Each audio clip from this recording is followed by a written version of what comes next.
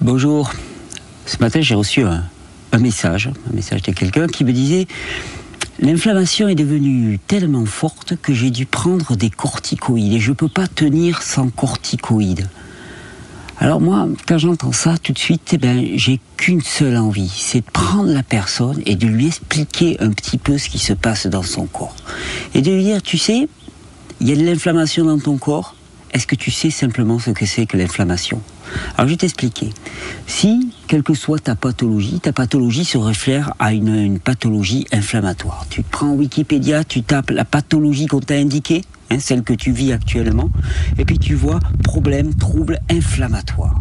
L'inflammation dans le corps, c'est le plus formidable moyen de régulation de la toxicité du corps. Quand un tissu est lésé, quand un tissu est abîmé, quand un tissu est congestionné, chargé de produits toxiques, que se passe-t-il ? Il y a un phénomène qui se passe dans le corps qu'on appelle l'inflammation, qui est un processus adaptatif. Ce processus, il consiste principalement en une vasodilatation, une dilatation des tissus, de manière à ce que l'afflux de sang, donc d'éléments réparateurs et nourriciers dans cette zone, l'afflux de lymphe, donc l'afflux de globules blancs et de micro-organismes qui vont permettre de nettoyer cette zone, soit maximal. Donc, vasodilatation, dilatation globale de tout le système circulatoire, de manière à ce qu'il y ait plus de matériaux réparateurs et plus d'agents nettoyants qui arrivent dans cette zone. Ça, c'est positif. Il y a aussi une augmentation du métabolisme, c'est-à-dire qu'il y a une élévation de la température, augmentation du métabolisme, de manière à ce que ces réactions se fassent de manière plus rapide.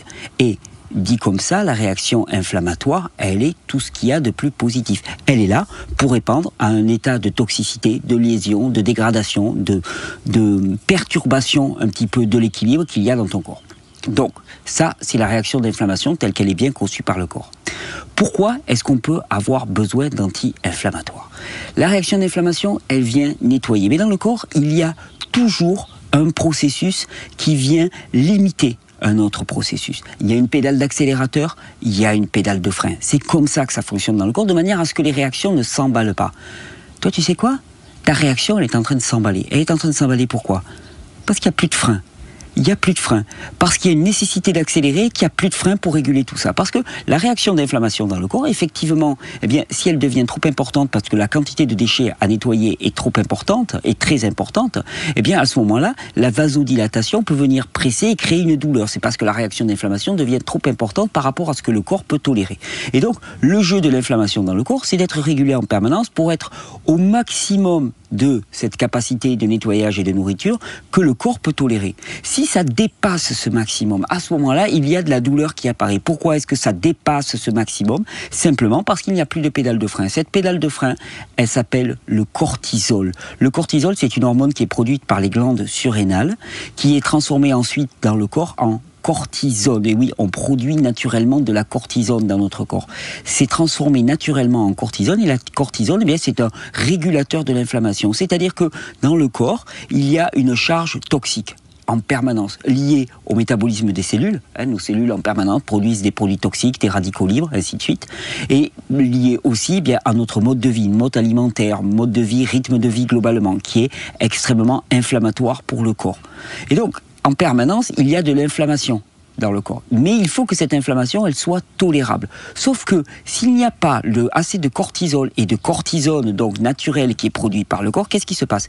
Cette réaction d'inflammation, elle explose, elle n'est plus régulée. Et à ce moment-là, on se retrouve avec une réaction qui est douloureuse, on se retrouve avec une réaction qui est dite pathologique. Et donc finalement, ce manque de cortisol, il renvoie à quoi ? À un état de fatigue. C'est-à-dire qu'un individu dans lequel la réaction inflammatoire dépasse les capacités normales du corps est un individu qui est fatigué. Tout simplement. Il ne s'agit pas de contrer avec des anti-inflammatoires, il s'agit avant tout de restaurer le fonctionnement de ces glandes surrénales et d'arrêter de fonctionner suivant un mode de vie qui est pathogène pour nous, pathogène au niveau des rythmes de vie, pathogène au niveau des sollicitations, pathogène au niveau du régime alimentaire. Parce que ce qu'il faut bien comprendre, c'est que si le système a à lutter en permanence contre des états étrangers, s'il y a cet état d'inflammation nécessaire pour réparer des zones qui sont lésées. Ces zones, elles sont lésées par quoi? Par les produits toxiques que nous introduisons, par notre alimentation et par notre mode de vie. Donc le meilleur moyen de commencer à réguler l'inflammation, c'est d'arrêter d'en apporter, arrêter d'en ajouter, en ajouter encore, et permettre enfin que ce système il se nettoie de manière adéquate. Et que se passe-t-il si tu prends des corticoïdes parce que la réaction, elle prend trop d'ampleur? Eh bien, ce faisant, tu empêches la réaction de nettoyage et de réparation. Donc, tu imagines bien que la situation initiale n'est absolument pas changée. Tu bloques simplement la réaction qui était une réaction de nettoyage adaptative. La situation initiale n'est pas changée. Et pire que ça, il va s'en rajouter. Chaque jour, il va s'en rajouter. Et donc, la charge de corticoïdes, elle va devoir augmenter progressivement, pour toujours plus empêcher le phénomène d'inflammation dans le corps. Mais n'oublie pas, ce phénomène d'inflammation, il peut être douloureux s'il est non limité, mais en même temps, c'est la meilleure réaction de ton corps pour absorber les déchets. S'il ne peut pas absorber ces déchets, s'il ne peut pas réguler, parce que l'inflammation est complètement bloquée par des doses massives de corticoïdes et donc de cortisone, mais que se passe-t-il? Eh bien, la toxicité dans le corps, elle monte d'un corps. Et à un moment, de extracellulaire, elle va passer intracellulaire, elle va aller à l'intérieur de ta cellule. Et tu vas plus être enflammé, mais tu vas développer ce qu'on appelle un cancer. Tu vas développer une maladie auto-immune. Et c'est la suite logique. L'inflammation est un mécanisme adaptatif. S'il prend de trop grandes proportions, c'est uniquement parce que nous ne produisons pas assez de cortisone. Mais s'il prend des grandes proportions aussi, c'est parce qu'il y a nécessité de ce processus inflammatoire. Et donc, la logique même voudrait que, on ait des glandes surrénales, ce système régulateur qui produit suffisamment de cortisone pour maintenir l'inflammation juste au niveau et faire en sorte que cette inflammation, elle serve à quelque chose. Le problème, c'est que l'inflammation sert à nettoyer, mais qu'en même temps, on en rajoute tous les jours. L'inflammation est un processus adaptatif qui devrait durer uniquement un temps ponctuel. Pourquoi? Parce que ça correspondrait à un dysfonctionnement ponctuel du corps lié à un excès dans un sens ou dans un autre, et à ce moment-là, ça s'arrêterait très rapidement. Le problème, c'est que ça ne s'arrête pas rapidement. Pourquoi? Parce que chaque jour, nous reproduisons les mêmes erreurs au niveau alimentaire, au niveau mode de vie, au niveau rythme de vie. On ne respecte pas son temps de sommeil, on se surstimule, on multiplie les activités qui vont être traumatisantes pour le corps. On se nourrit avec une nourriture qui est complètement frelatée, qui est inadaptée à la nutrition humaine, parce que nous sommes principalement faits pour consommer des fruits et des légumes sous leur forme la plus simple, c'est-à-dire crus, non transformés. C'est juste ça. Et donc, il est normal qu'ensuite, la réaction d'inflammation qui devrait être une réaction ponctuelle devienne une réaction d'inflammation qui est permanente. Nous sommes en permanence enflammés. Et nous le serons d'autant plus que nous consommons ces produits corticoïdiques qui empêchent la réaction d'inflammation. Donc, c'est toujours pareil.